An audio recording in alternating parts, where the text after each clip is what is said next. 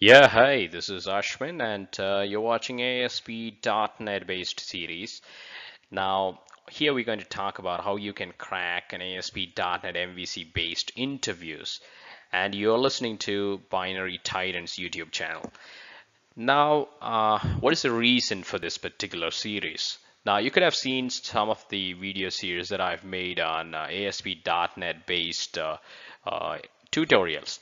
Now, the point for this particular interview sessions are because we could see a lot of requests that comes to me saying that, kind of typical questions do you think you get in an ASP.NET MVC based interviews? Now, I know that there are thousands of questions that are available on the internet, first of all, and most of them are textual based. And because of that, many of us are not interested in reading everything and actually downloading all across into your brain. So, my interest in this whole process is going to be I'm going to actually pick and choose about like 100 questions and make multiple series on this thing. Now we're going to cover up like 10 to 15 questions in this series number. It's a first series that we're doing, and looking at your response that I'm getting from you guys, we definitely can make more series out of the whole thing and then take it forward. So without wasting time, I can tell you is let's look into the things that we are going to cover in this particular series. Now, what you're going to cover, the first thing is, and this is series one, so which means we're going to actually start off with very basic stuff. So freshers who are looking for an interview, it's definitely they need to be starting at this point. And then if you have certain years of experience, like 3, 4 years of experience, definitely I don't think this is the starting point. But yes, you can definitely go through this first introduction session and just think that, and okay, if there is any questions that you should be looking into. Now we're going to make separate videos in each questions. The advantage is some people might be knowing some questions that is mentioned here. Then in that case, you generally don't have to listen to that video. You can just directly jump to the next one. So what are we going to start off with? We're going to start off with a very basic. We will be talking about what is MVC, I mean Model View Controller. And then they can actually ask you if you know what is MVC, then they say, hey, what is a typical MVC application lifecycle? Now, and then they can say, is it MVC for web applications, or can you make Windows-based applications on MVC? Now, and they might even ask you, what is the benefit of using MVC? I mean, if I'm not using MVC, what is that I am actually getting affected?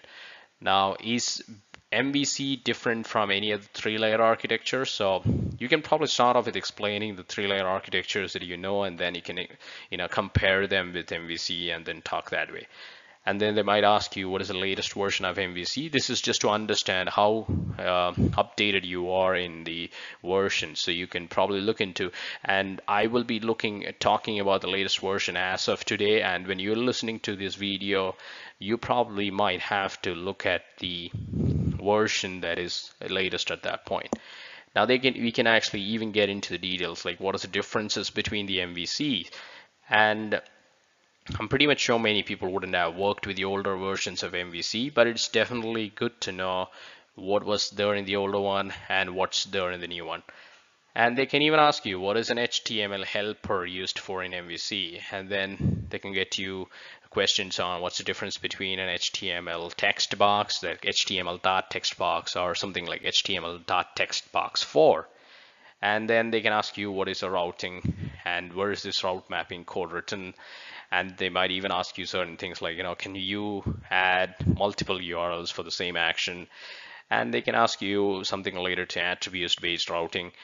And they can even ask you what is the advantage of defining the route structure in the code. Now, and then they can look into the view related things like, how can you navigate from one view to another view using a hyperlink? Then you can restrict an MVC actions. Can you restrict? I'm going to ask you, can you restrict an MVC actions by only a certain action will only work when it is a get from the HTML or a get from the browser, or if it is a post. So now, can we maintain sessions in MVC? So these are the questions that I've actually basically going to cover up in this particular session. Now, as I said to you that if this sessions are going to be really useful, you can definitely let me know. I am going to definitely cover more sessions that is related to the same thing. And if you liked the whole session, I would definitely request you to put a like on the video, and you can subscribe to the channel. Now, these are going to be definitely useful to me, and I can look at it and say, yes, these many people are interested in knowing more, and that's definitely going to make a lot of impact in me in creating more such sessions. And I can definitely tell you that I am definitely looking at, spending about some particular time every week into the whole thing so that you can definitely find, a lot more such sessions coming up from my side on a weekly basis. All right, so let's get started. Let's see you in the video series. And thank you very much for watching, and have a nice day.